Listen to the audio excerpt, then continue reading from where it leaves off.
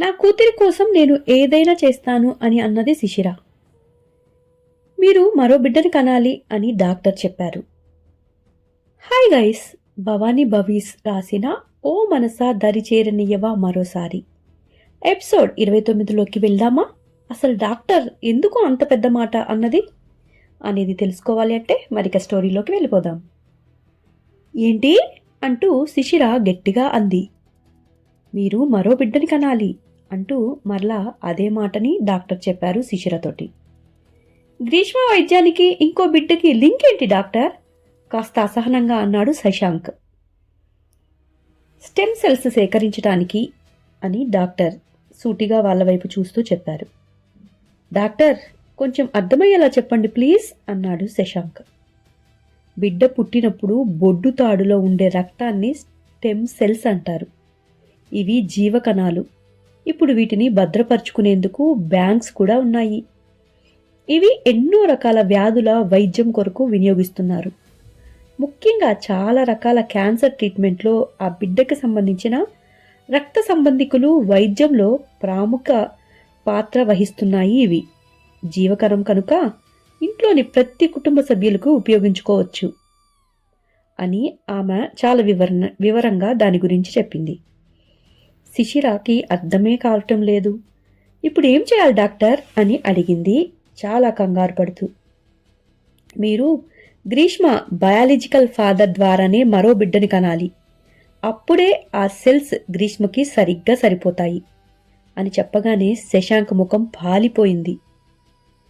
మీరు దీని గురించి ఆలోచించండి, అంతవరకు మనం ట్రీట్మెంట్ కొనసాగిద్దాం అని డాక్టర్ చెప్పారు. శిశిర లేచి కలలో నడుస్తున్నట్లుగా బయటికి వచ్చేసింది. శశాంక్ కూడా ఆమె వెనకే వచ్చాడు. డోర్కి right side Shashank, left side Shishira నుంచొని ఉన్నారు. ఇద్దరికి ఏం చేయాలో అర్థం కావటం లేదు. ఎవరి మనసులో వారికి సందిగ్ధత. శశాంక్కి ఇలా ఎందుకు జరిగిందో అర్థం కావటం లేదు. ఇప్పుడు శిశిర మరోసారి తనకి దూరం అవుతుందా అనే ఆలోచన లోపల తనకి గుణపాలతో గుచ్చుతున్నట్లుంది. ఊపిరి తీసుకోవటానికి కూడా కష్టంగా మారిపోయింది అతనికి. కాసేపు శిశిర కూడా అలాగే నుంచొని ఉంది. శశాంక్ అని మెల్లగా పిలిచింది.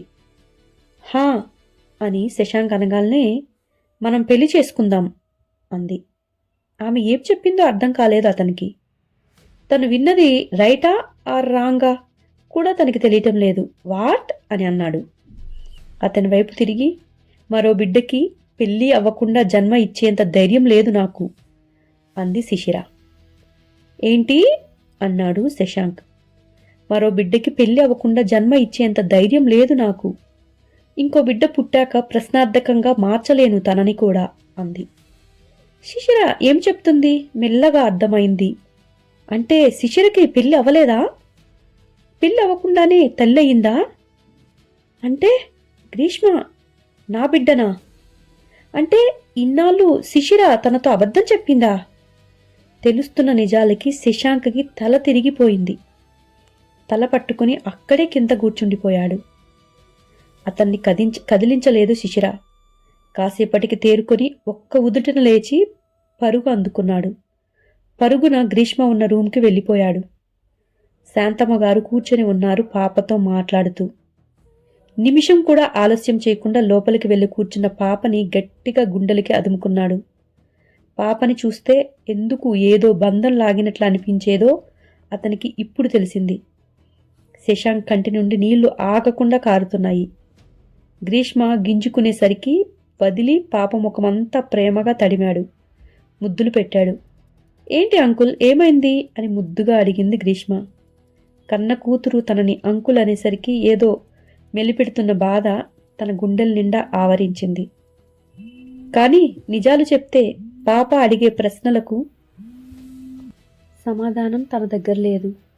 అసలు ఇలా ఎందుకు జరిగింది? తన కూతురు తనకు తెలియకుండా పుట్టి పెరిగింది. పాప ప్రతి మూమెంట్ మిస్ అయ్యాడు తను. శిశిర ఒక్క మాట చెప్పి ఉండొచ్చు కదా, పోనీ మళ్ళీ కలిసాకైనా చెప్పి ఉంటే బాగుండేది కదా అని అనిపించింది. పాప నుదుటిపై ముద్దు పెట్టి లేచి బయటికి నడిచాడు. అతనికి శిశిరపై చాలా కోపంగా ఉంది. ఇప్పుడు రూమ్ దగ్గరికి వస్తున్న శిశిర చేతిని పట్టుకుని బలవంతంగా తనతో లాక్కొని బయటికి వెళ్ళాడు. చుట్టూ ఎవరు లేని చోట ఆగి ఆమెని తన ముందుకు లాక్కొని ఆమె భుజాల్ని 2 చేతులతో గట్టిగా ఊపుతూ, ఎందుకు దాచావు ఈ నిజాన్ని? పాప గురించి నాకు ఎందుకు చెప్పలేదు? నీ వెనక పిచ్చివాడిలా తిరుగుతున్నాను కదా, ఒక్కసారైనా ఎందుకు చెప్పలేదు? అసలు అప్పుడే ఎందుకు చెప్పలేదు అని నిలదీశాడు. అతని చేతుల్ని విసిరి కొట్టింది. ఆమె కళ్ళు నిప్పులు కురిపిస్తున్నాయి. అన్నాళ్ళు ఆమె పడిన ఆవేదన లావాలా ఊబికి వస్తుంది ఇప్పుడు. ఎప్పుడు చెప్పాలి? నువ్వు మన మధ్య ఉన్నది అంతా మిథ్య, నీ దారి నీది, నా దారి నాది అన్నప్పుడు చెప్పనా? ఎన్నో ఆశలతో చెప్పాలి అని వచ్చానే, సంతోషంగా నీ దగ్గరకు. నీపై ఎంతో నమ్మకంతో వచ్చాను. అప్పుడు నువ్వేం చేశావు?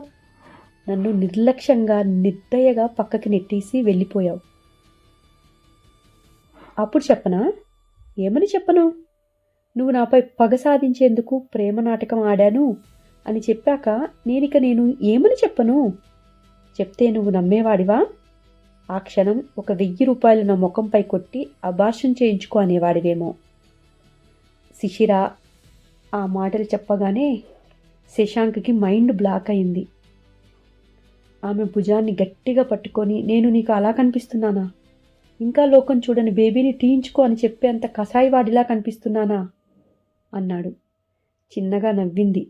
చిన్న గొడవ కోసం నన్ను నమ్మించి ప్రేమ నటించి మోసం చేసిన నా సర్వస్వం అర్పించాక అంతా నాటకం బూటకం అని నిర్దయగా నీ మానాన నువ్వు వెళ్ళిపోయావు. అసలు నేను ఏమవుతాను అని ఒక్కసారైనా ఆలోచించావా? అసలు నువ్వు వెనక్కి తిరిగి చూసావా నేనేమయ్యాను అని?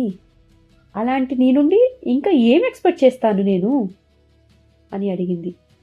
శిశిర నిజంగా అంటున్నది అంతా నిజమే కదా? తను చేసిన తప్పు ఎదురుగా కనిపిస్తూ చిత్రవద చేస్తుంటే ఏం సమాధానం చెప్పాలో శశాంక్కు అర్థం కాలేదు.